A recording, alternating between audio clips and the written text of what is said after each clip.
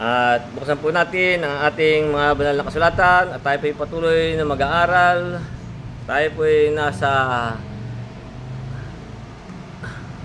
Kapitulo 15 pa rin ng unang Korinto at tayo po nagpapasaya.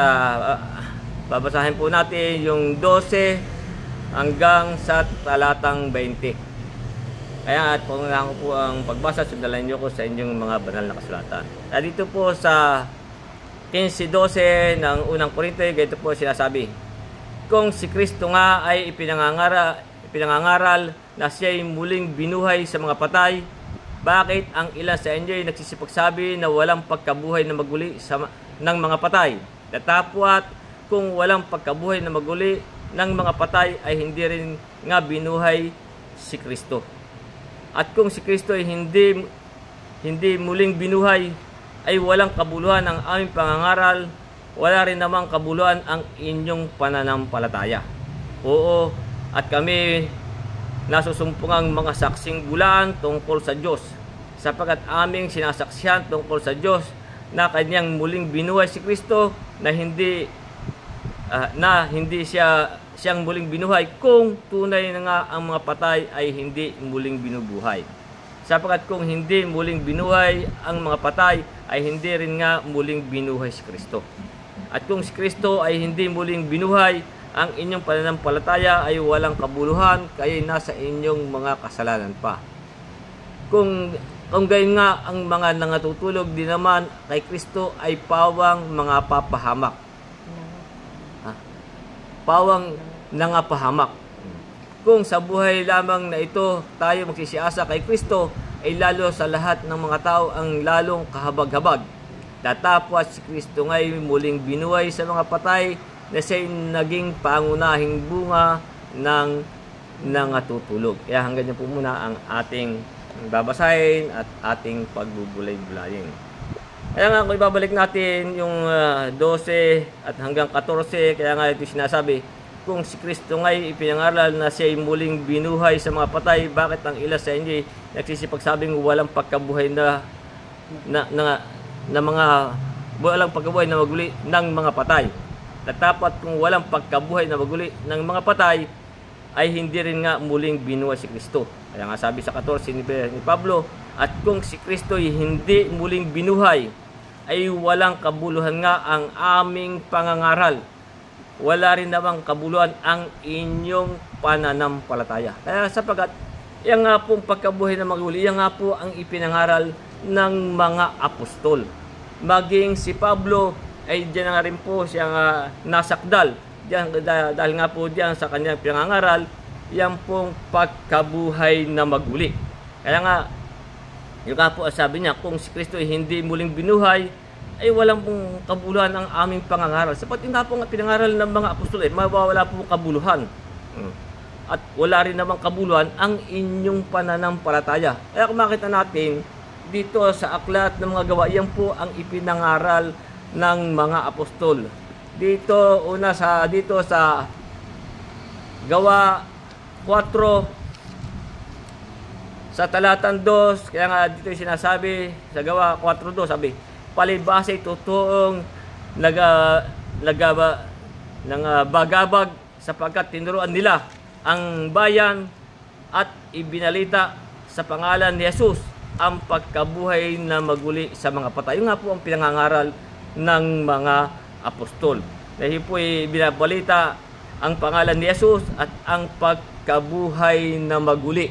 Kaya yung pong 4:33 itong mga gawa, kaya nga sabi dito, at pinatutuhanan ng mga apostol na may dakilang kapangyarihan ang pagkabuhay na maguli ng Panginoong Hesus, at dakilang biyaya ang sumakanilang lahat. Kaya nga, yan po ang ipinangaral ng mga apostol nung ilang ipinangaral ang ating Panginoong Hesus. Kung nga po hindi binuhay na maguli, kaya nga sinasabi niya ay walang kabuluhan ang kanilang pangangaral.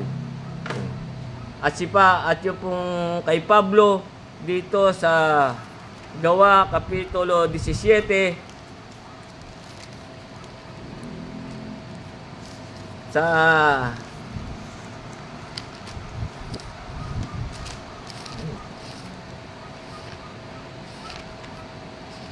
Sa talatang, simulan natin sa talatang 16. Kaya nga dito sinasabi ni Pablo, nung sila'y nangangaral, 17-16 ng mga gawa. Kaya sinasabi, samantalang ang sila'y hinihintay ni Pablo sa Atenas, ay namuhi ang kanyang espiritu sa loob niya sa pagkamasid niya sa bayan na puno ng Diyos-Diyosan. Nga po nung sila'y nangangaral na ipukalit na puntahang bayan ay puno ng Diyos-Diyosan.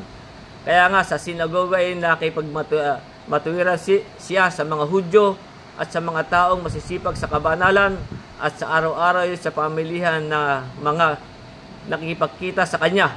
At ilan naman sa mga pilosopong Epicureo at Stoico ay nakipagtalo sa kanya. Kasi sinasabi ng ilan, anong ibig sabihin ng masalitang ito? Binabagabag ang mga iba para bang siya nagpagbalita ng ibang Diyos, sapagkat pinangangaral niya si Jesus at ang pagkabuhay na maguli. Yung nga po pinangangaral ni Pablo sa kanila, yung pong pagkabuhay na maguli sa mga patay. Kaya dito sa 19, sabi, at siya'y tiningnan nila at dinala siya sa Areopago na sinasabi, mangyari bagang maalaman namin kung ano itong bagong aral na sinasalita mo. Yung nga po sinabi niya kay kung ano daw yung bagong aral na sinasalita ni Pablo, na yung nga po pinangaral si Jesus at yung pong pagkabuhay na maguli. Kaya nga, ito po i-short na lang natin ang story. Kaya di po sa 17:32, kaya nga sabi dito, sa 17:30 sabi, at nang kanilang marinig ang tungkol sa pagkabuhay na maguli, ay nangalibak ang ilan. Kasi nga po pinangaral niya ng mga apostol at ni Pablo. Sabi, nang kanilang marinig ang tungkol sa pagkabuhay na maguli, ay nangalibak ang ilan. Tatapo at sinabi ng iba, pakinggan ka namin muli tungkol dito. At si umalis si Pablo sa gitna nila. Dahil nga po ang pinangangaral ng mga apostol, yung nga po ang pagkabuhay na maguli. Kaya nga po siya ipinagsakdal ng mga Hudyo tungkol nga po diyan sa kanyang ipinangaral ang pagkabuhay na maguli. Kaya kung makita natin dito naman sa Gawa 24 sa talatang 21, kaya dito sinasabi 24-21 ng mga gawa. Maliban na sa isang tinig na ito na aking isinigaw ng nakatayo sa gitna nila, kasi nga po siya inuusig dito. Tungkol sa pagkabuhay na maguli ng mga patay, ako'y pinaghahatulan sa harapan ninyo sa araw na ito. Kaya siya po umarap doon sa hukuman. Kaya nga yun po siya ipinagsakdal dahil nga po siya diyan sa pinangaral niya, yan pong si Jesus at yung pong pagkabuhay na maguli. Kaya nga, yung 23, isasummarize na lang po natin yung mga pangyayari. Sa 23 ng Gawa, sa talatang 26, kaya dito yung sinasabi, datapwat ng matalastas ni Pablo ng ilang bahagi ay mga Saduseyo, at ang iba'y mga Pariseyo, ay sumigaw siya sa Sinedrin, mga kapatid na lalaki, ako'y Pariseyo, anak ng mga Pariseyo. Ako'y sinisiyasat tungkol sa pag-asa at pagkabuhay na maguli ng mga patay. Kasi nga po, yan po ang pinangangaral ng mga apostol at ni Pablo, yung kay Jesus at yung pong pagkabuhay na maguli sa mga patay. Kaya sabi, at nang masabi na niya ang gayon, ay nangyari ang isang pagtatalo sa mga Pariseyo at sa mga Saduseyo, at nagkabahabahagi ang kapulungan, sapagkat sinasabi ng mga Saduseyo na walang pagkabuhay na maguli, ni anghel, ni espiritu, datapwat kapwa pinaniniwalaan ng mga Pariseyo. At nagkaroon ng malaking sigawan at nagsitindig ang ilan sa mga eskriba, nakakampi ng mga Pariseyo at nakikipagtalo. Nagsasabi, wala kaming masumpungang anumang kasalanan sa taong ito, ipo kay Pablo. At ano kung siya kinakausap man ng isang espiritu o ng isang anghel. Kaya nga po, Yun po ang sinasabi ni Pablo, yung sa talatang 14, na yung nga po ipinangaral nila si Jesus at yung pong pagkabuhay na maguli. Kaya nga sabi, at kung si Kristo hindi muling binuhay, kaya nga sabi niya, ay walang kabuluhan ang aming pangangaral. Sabagat yung po ang pinangaral ng mga apostol, maging si Pablo, sabi, wala rin namang kabuluhan ang inyong pananampalataya. Sabagat yung po ang kanilang at ating nasampalatayanan. Kaya nga, kung ibabalik natin sa 12, kaya nga sabi dito, kung si Kristo nga'y ipinangangaral na siya'y muling binuhay sa mga patay, sabi, bakit ang ilan sa inyo ay nagsisipagsabi na walang pagkabuhay na maguli ng mga patay? Maging sa panahon ito, kaya nga pong mga Saduceo, yung po hindi naniniwala sa pagkabuhay na maguli ng mga patay. Bagay sa panahon ito, marami din namang mga hindi naniniwala diyan sa pagkabuhay na maguli ng mga patay. Merong mga sekta o reliyon na sila po hindi naniniwala diyan Lalo na yung iba sa ibang mga bansa, yung ang kanila sekta ay naniniwala sa mga reincarnation. Ay yun daw pong kanilang kaluluwa ay sasalib sa ibang mga hayop o ibang mga ganyan po marami pong hindi naniniwala diyan sa pagkabuhay na maguli ng mga patay. Kaya nga yung iba sa ibang bansa ayaw patayin yung kanilang mga hayop kasi doon daw pag namatay doon mare-reincarnate. Kaya nga yung nga po ang sabi niya rito, kung si Kristo ay pinangaral na siya muling binuhay sa mga, bakit ang ilan sa inyo nagsisipagsabi na walang pagkabuhay na maguli ng mga patay? Marami nga po. Lalo na yung mga sinasabi nilang mga hindi naniniwala sa Diyos. Yung mga mangmang na sinasabing walang Diyos. Yan po hindi naniniwala sa pagkabuhay na maguli ng mga patay. Yan po yung sinasabi, lagi kong binabasa sa inyo sa awit 14:1, yung pong mangmang na sinasabing walang Diyos. Yung alam po sinasabi walang Diyos, hindi babay maniniwala sa pagkabuhay na maguli. Kaya nga yung sabi 14:1 ng awit, sabi, ang mangmang ay nagsabi sa kanyang puso, walang Diyos.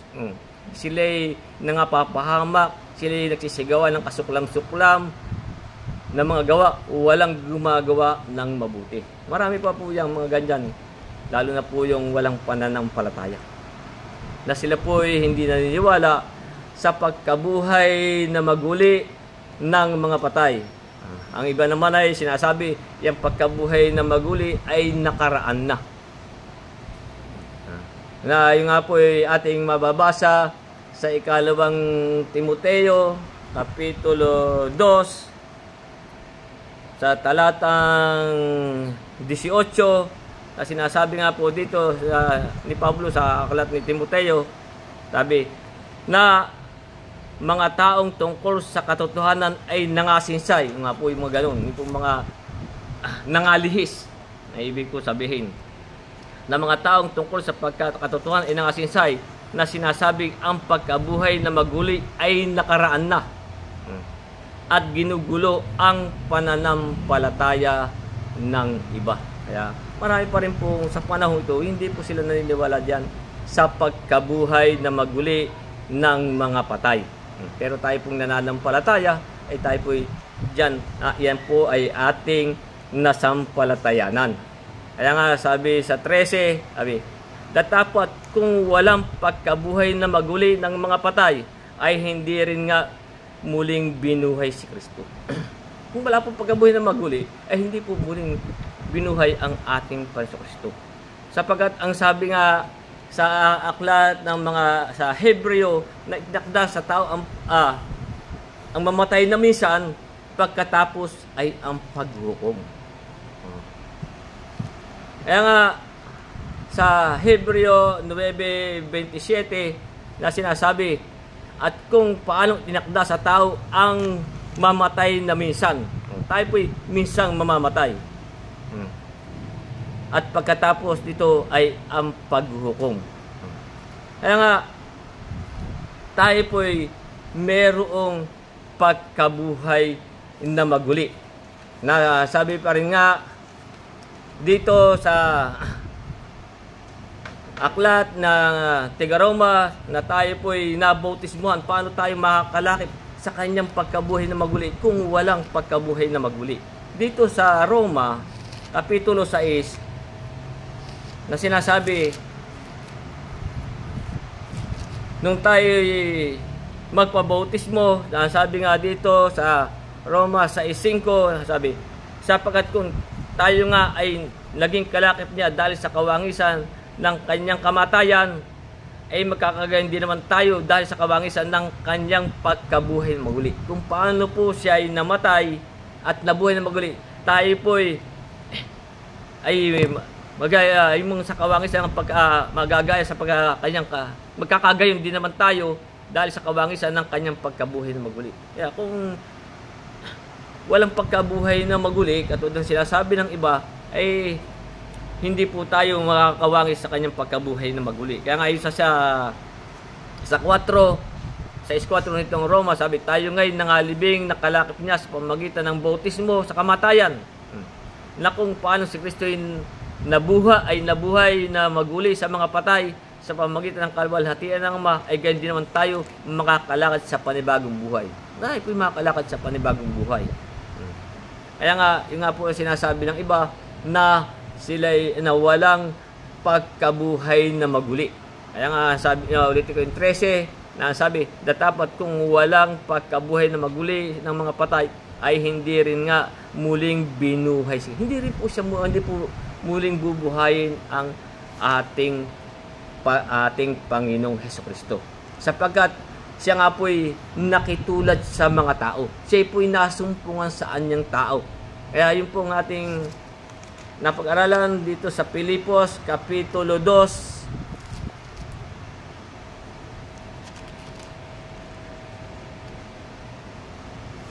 Sa talatang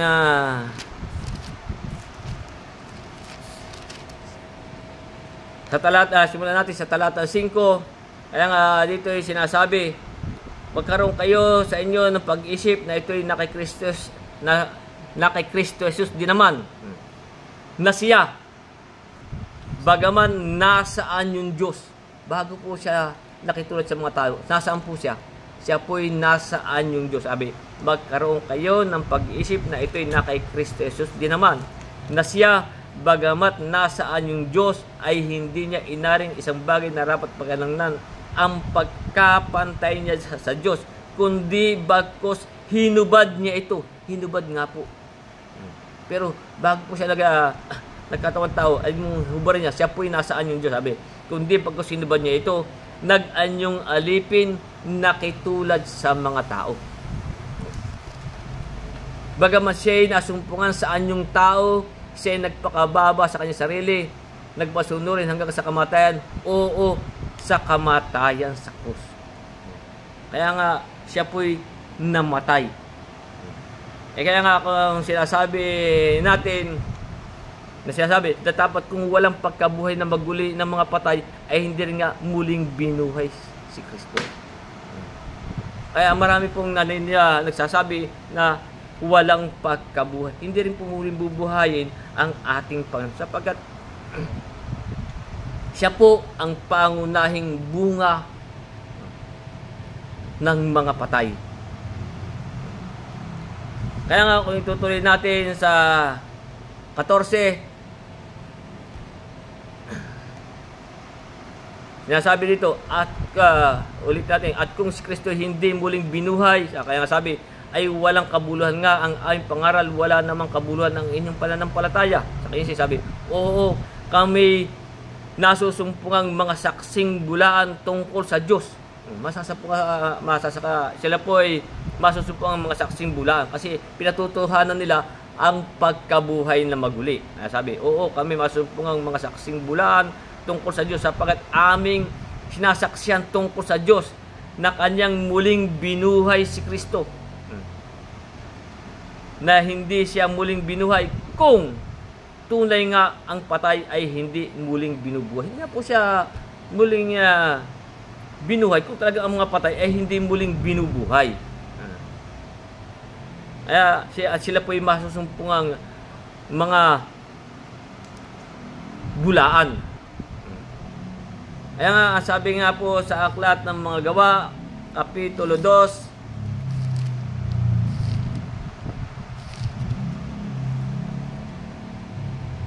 sa talatang 23, sapagkat yun po ang kanilang pinatututuhanan, yung pong pagkabuhay na maguli ng mga patay. Sabi dito sa 2:23 ng Mga Gawa, sabi, siya na ibinigay sa takdang pasya at paunang kaalaman ng Diyos, kayo sa pamagitan ng mga kamay ng mga tampalasan ay inyong ipinako sa krus at pinatay.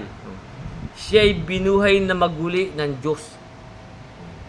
Yun po ang kanilang pinatututuhanan. Siya'y binuhay na maguli ng Diyos pagkaalis ng mga hirap ng kamatayan, sapagkat hindi maaari na siya'y mapigilan ito. Kaya nga, ito po ang kanilang ipinangaral, si Jesus, at yung pong pagkabuhay na maguli sa mga patay. Kaya nga sabi sa 16, sapagkat kung hindi muling binuhay ang mga patay, ay hindi rin nga muling binuhay si Kristo. Sapagkat siya po yung nagkatawang tao. Kung wala pong pagkabuhay na maguli ng mga patay, tayo po'y, kaya nga sabi dito sa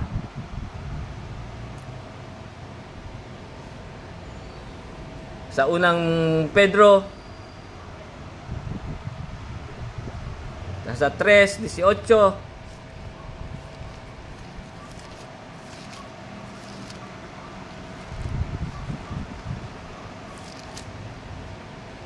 sapagkat si Kristo man ay nagbata ring minsan dahil sa mga kasalanan, ang matubid dahil sa di matubid, upang tayo madala niya sa Diyos. Siyang pinatay sa laman, ngunit binuhay sa Espiritu. Siya po'y pinatay sa laman, ngunit siya po'y binuhay sa Espiritu. At yung pong sinasabi dito sa unang Tesalonica, Kapitulo 4, sa talatang 14, sapagkat tayo pong mga namatay kay Kristo ay tayo po'y dadalhin kasama niya. Yung po'y pangako sa atin. Kaya tayo po'y naniniwala sa pagkabuhay na maguli. Kaya nga sabi dito sa unang Tesalonica 4:14, sabi, sapagkat kung tayo nagsisisampalatayang si Jesus ay namatay at nabuhay na maguli, yung po ay ating nasasampalatayanan. Kaya sabi, sapagkat kung kayo nagsisampalatayang si Jesus ay namatay at nabuhay na maguli, ay gayon din naman ang nangatutulog kay Jesus ay dadalhin ng Diyos kasama niya. Paano dadalhin ng Diyos kung hindi tayo mo sasampalataya na siya'y binuhay na maguli? Ibig po sabihin ng natutulog, yung po yung nangamatay kay Kristo. Kaya nga sabi, sapagkat kung tayo nagsisampalatayang si Jesus ay namatay at nabuhay na maguli, gayon din naman ang natutulog kay Jesus ay dadali ng Diyos kasama niya. Pero yung pong hindi naniniwala ay wala na pong pag-asa yun. Apagkat hindi nga po sila naniniwala sa pagkabuhay na maguli. Kaya kung malalaman natin, itataas natin sa 13, ang sabi dito, ngunit hindi namin ibig na kayo hindi makaalam, mga kapatid, tungkol sa nangatutulog, upang kayo huwag mangalumbay, gaya ng iba na walang pag-asa. Hindi sila naniniwala.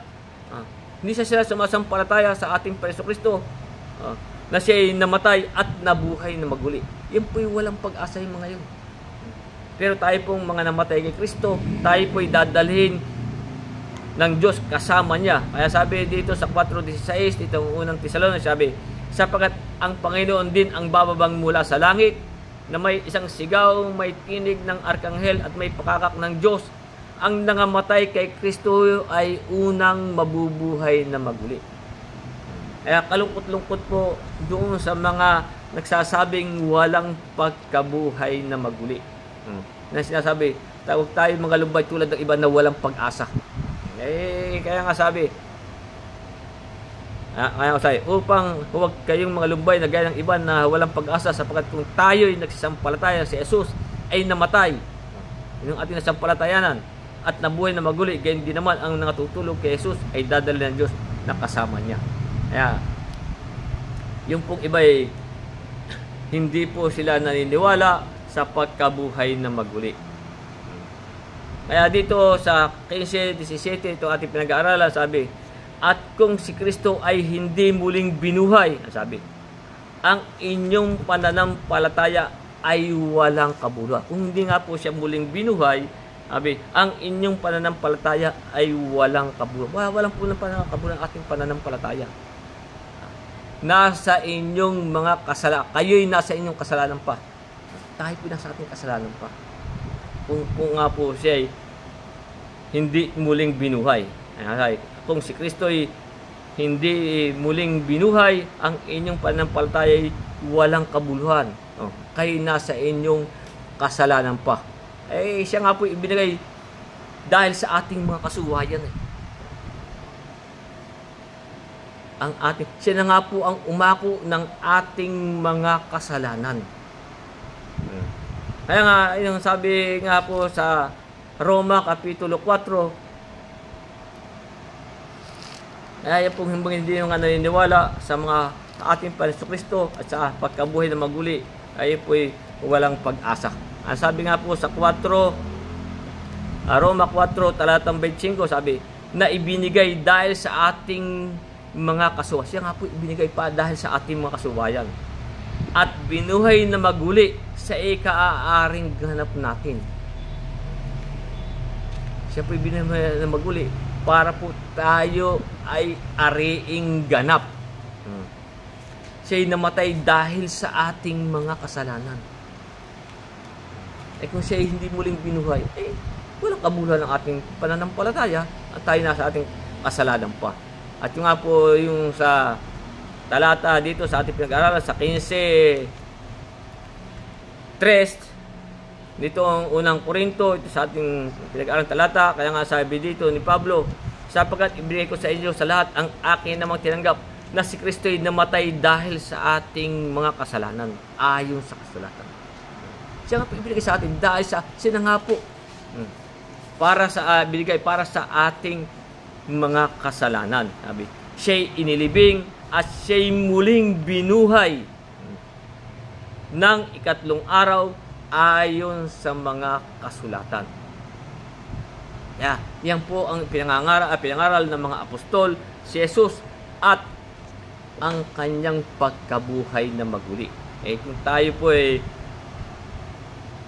sinasabi nga yung sa ulitan yung 12, sabi, kung si Kristo nga pinangaral na siya'y muling binuhay sa mga patay, bakit ang ilan sa inyo nagsisipagsabing walang pagkabuhay na maguli sa mga patay? Kawawa po sila kung sila po hindi maniniwala na sa mga pagkabuhay na maguli ng mga patay. Kaya nga sabi sa 15:11 nitong unang Korinto, sabi, maging ako nga o sila ay gayon ang aming ipinangangaral. At gayon din ang inyong sinampalatayanan. Yun po ang ating sampalatayanan. Na sinasabi na si Kristo'y namatay dahil sa ating mga kasalanan. Yung pong pagkaabos ng dugo, siyang naging kapatawaran ng ating mga kasalanan. Yun po ang ating natanggap na siya'y binuhay na maguli sa mga patay. Kaya, diyan po ang ating mga panghahawakan. Na siya, sabi uli yung 4:25 ng Roma, sabi, na ibinigay dahil sa ating mga kasubayan at binuhay na maguli sa ika-aaring ganap natin. Yan po ang ating natanggap. Yan po ang ating nasanang. Siya ang nagdala ng ating kasalanan sa ibabaw ng kahoy. Kaya nga yung mga nagsasabing walang pagkabuhay na maguli, kaya nga sabi, yun po tulad ng iba na walang pag-asa. Wala po mga pag-asa. Kaya kung itutuloy natin sa 18,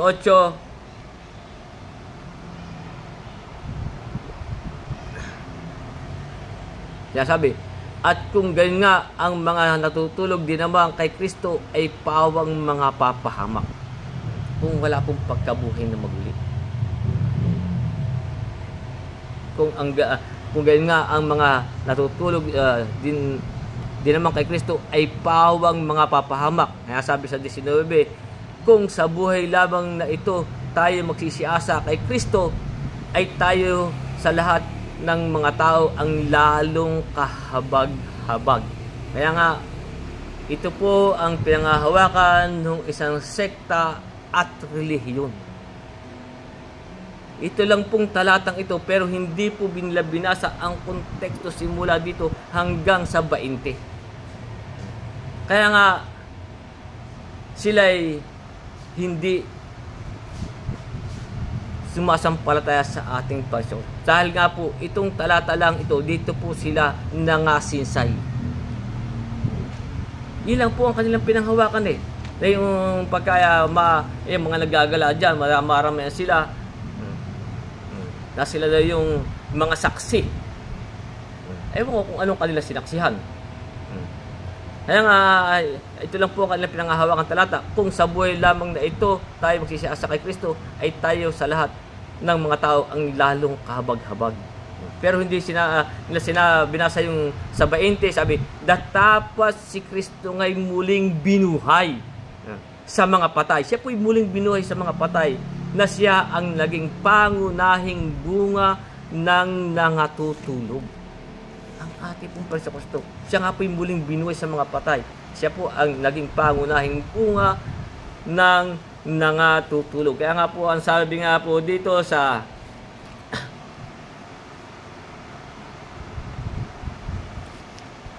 Kolosas Kapitulo 1, talatang 18, kaya nga sabi dito, siya ang ulo ng katawan sa kadibagay ng iglesia, na siya ang pasimula, ang panganay sa mga patay. Pagkat siya nga po ang namatay at siya ay yung muling binuhay na maguli. Siya ang panganay sa mga patay upang sa lahat ng mga bagay ay magkaroon siya ng kadakilaan. Kaya nga yung binabasa, yung sinabi sa atin, nasa 20, datapos si Kristo nga'y muling binuhay sa mga patay, na siya'y naging pangunahing bunga siya nga po ang pangunahing bunga ng mga natutulog. Yun po ibig sabihin, nung mga namatay.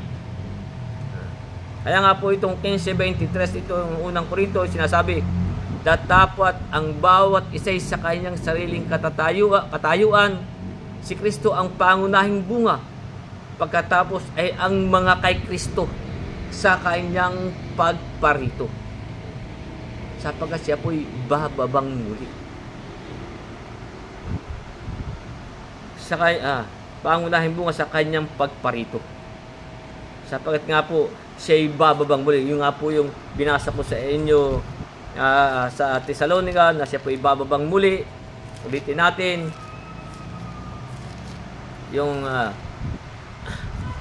4 natin sa 13, ang sabi, ngunit 4:13 ng unang Tesalonica, ngunit hindi namin ibig na kayo hindi makaalam. Ito po ipanalam sa atin, mga kapatid, tungkol sa nangatutulog, yun po yung sa mga namatay na, sabi, upang kayo huwag magalumbay, para po tayo hindi mangalumbay, na gaya ng iba na walang pag-asa. Tayo po, ang ating pag-asa sa kaluwalhatian ay ang ating Panginoong Jesucristo. Na yun po yung mababasa natin dito sa Kolosas 1:27, na sabi na sa kanya ay binagaling ng Diyos na ipakilala kung ano ang mga kayamanan ng kaluwalhatian ng hiwagang ito sa gitna ng mga hintil, na ito'y si Kristo na nasa inyo, na pag-asa ninyo sa kaluwalhatian. Siya po ang ating pag-asa sa kaluwalhatian. Kaya nga ulitin natin yung 13, ngunit hindi namin ibig na kayo di makaalam, mga kapatid, tungkol sa nangatutulog, upang kayo huwag magalumbay, para po tayo huwag magalumbay, na gaya ng iba na walang pag-asa. Walang pag-asa. Sapagkat kung tayo nagsisampalataya na si Jesus ay namatay, sampalatayan na natin na siya namatay at muling nabuhay na maguli. Gayun din naman ang nangatutulog, yung mga namatay, kay Kristo ay dadali ng Diyos na kasama niya, sapagkat ito'y sinabi namin sa inyo sa salita ng Panginoon, tayong nangabubuhay, kung mga buhay pa, na nangatitira hanggang sa pagparito ng Panginoon, pagdating po ng Panginoon, ay hindi tayo mga una sa anong paraan sa nangatutulog, Sapagkat ang Panginoon din ang bababang mula sa langit, na may isang sigaw, may tinig ng arkanghel, at may pakakak ng Diyos. Ang nangamatay kay Kristo ay unang mga bubuhay na maguli. Kung siya po hindi hindi rin po tayo bubuhayin. Tayo po yung unang mabubuhay na maguli. Kung magkagait tayong nangabubuhay na nangatitira, ay agawi kasama niya sa alapaap upang salubungin ang Panginoon sa hangin, at sa ganito'y sa Panginoon tayo magpakailanman.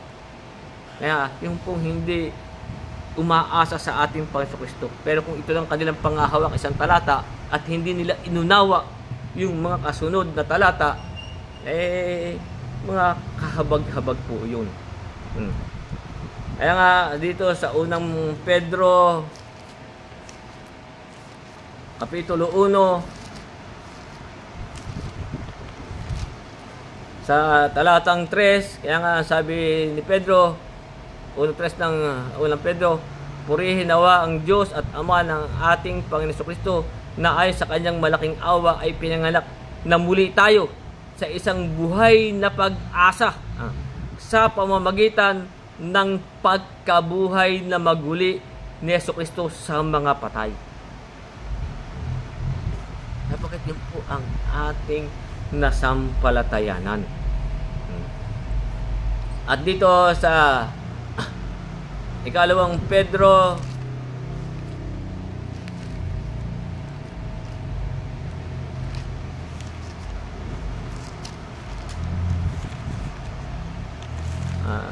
dito rin sa unang Pedro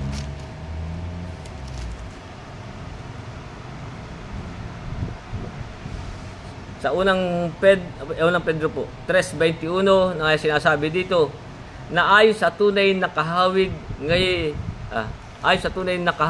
ngayon nangaligtas, sa mga bagay ang bautismo, sapagkat tayo po'y makakawangis pag tayo nagpabautismo, tayo po'y makakawangis sa kanyang pagkabuhay na maguli. Kaya sabi, ayon sa tunay na kahawig ngayon nangaligtas, sa mga bagay ang bautismo, hindi sa pag-aalis ng karumihan ng laman, kundi sa paghiling ng isang mabuting budhi sa Diyos sa pamamagitan ng pagkabuhay na maguli ni Jesucristo. Yun po yung sa pamamagitan ng pagkabuhay na maguli ng ating Panginoong Jesucristo. Kaya sa Gawa, Kapitulo 26,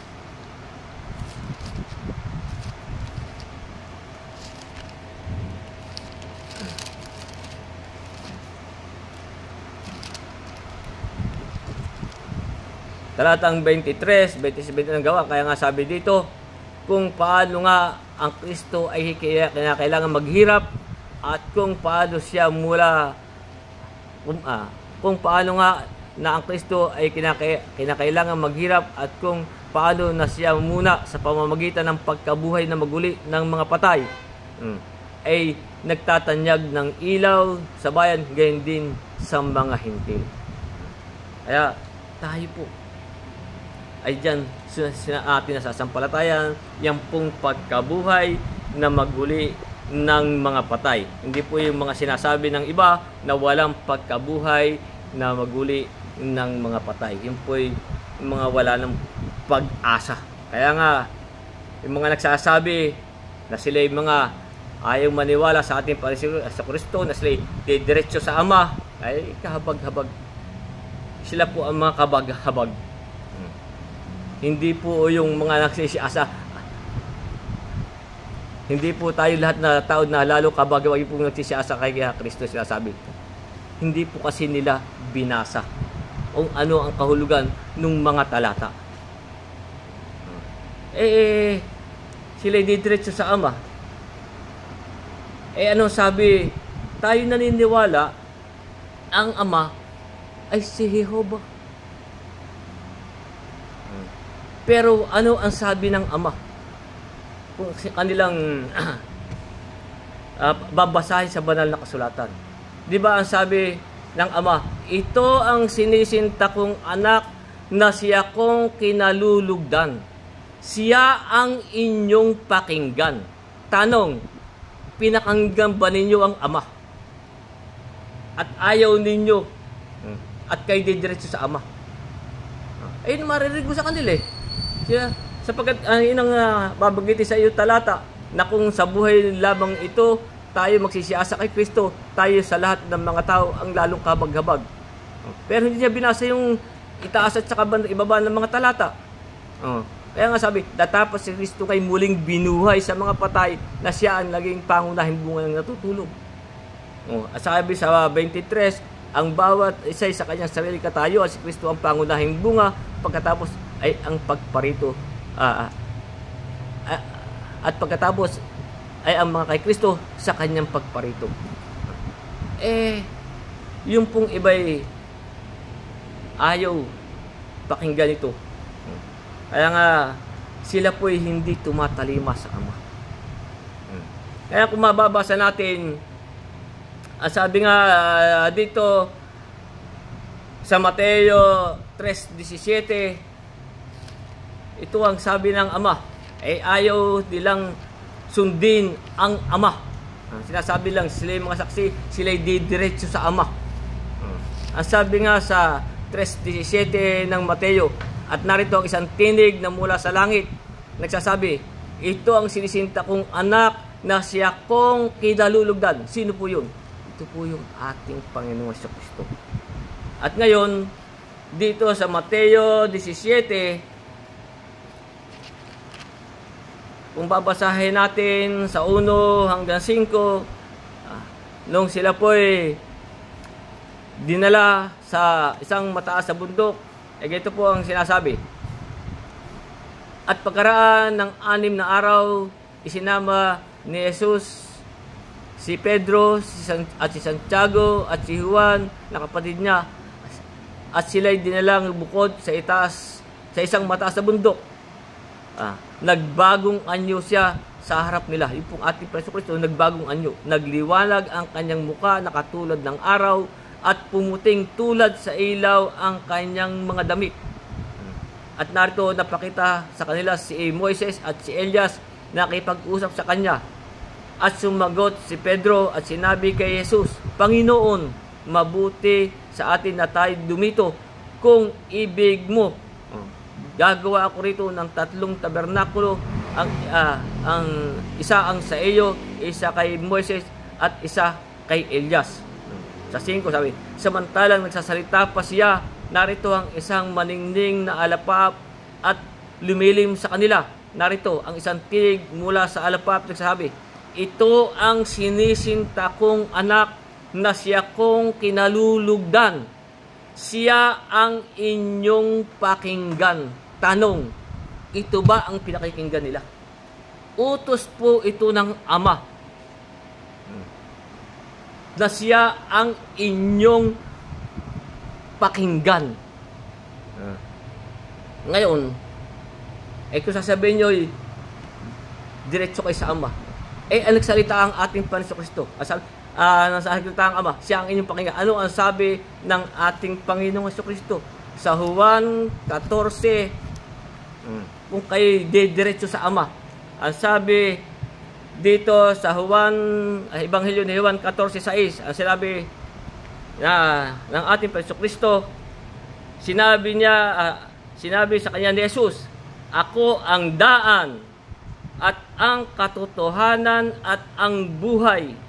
Sino man ay di makaparoroon sa Ama kundi sa pamamagitan ko. Paano kayo makakadiretso sa Ama? Ang utos ng Amay, ito ang sinisinta kong anak na siya kong kinalulugdan. Siya ang inyong pakinggan. At ito po naman sinabi na nung una pa man. Ito po ay ang ating utos, dito ay ang ating Panginoong Jesucristo. Yung pong sa Deuteronomio 18,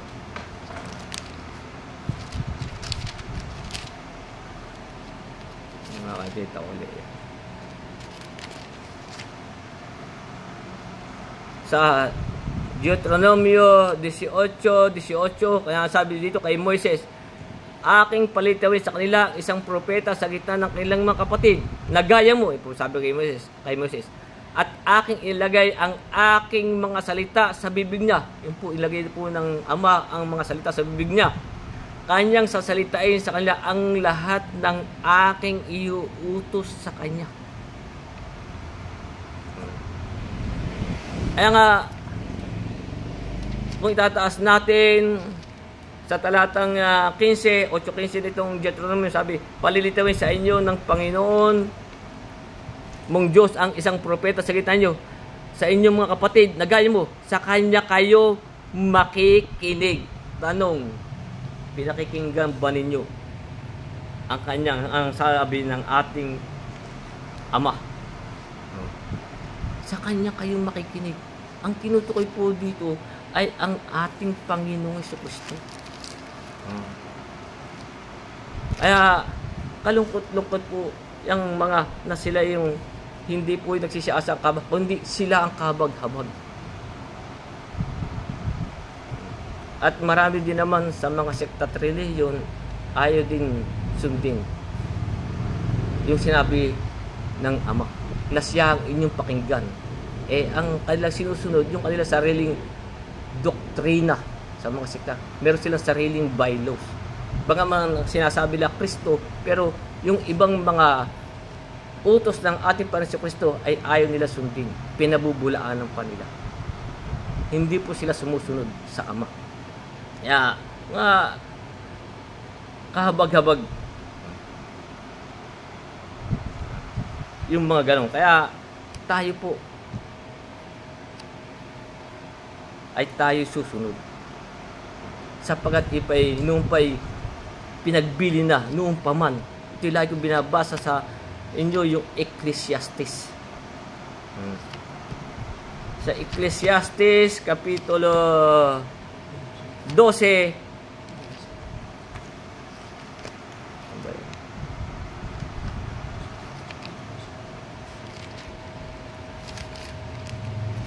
kaya nga ang sabi po dito sa Ecclesiastes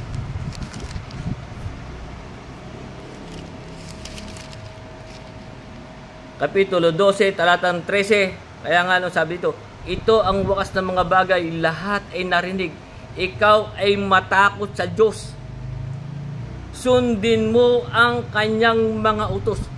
Utos po sa atin. Ito ang sinisinta kong anak na siya kong kinalulugdan. Siya ang inyong pakinggan. Kaya nga sabi dito, ulitin natin, 12:13 ng Ecclesiastes. Ito ang wakas ng mga bagay, lahat ay narinig. Ikaw ay matakot sa Diyos, sundin mo ang kanyang mga utos, sapagkat ito ang buong katungkulan ng tao. Ang tayo'y sumunod sa Diyos. May panahon pa para sila'y magbago. Kaya hanggang dyan na po muna ang ating pag-aaral. At tutuloy na po natin sa mga susunod natin pag-aaral.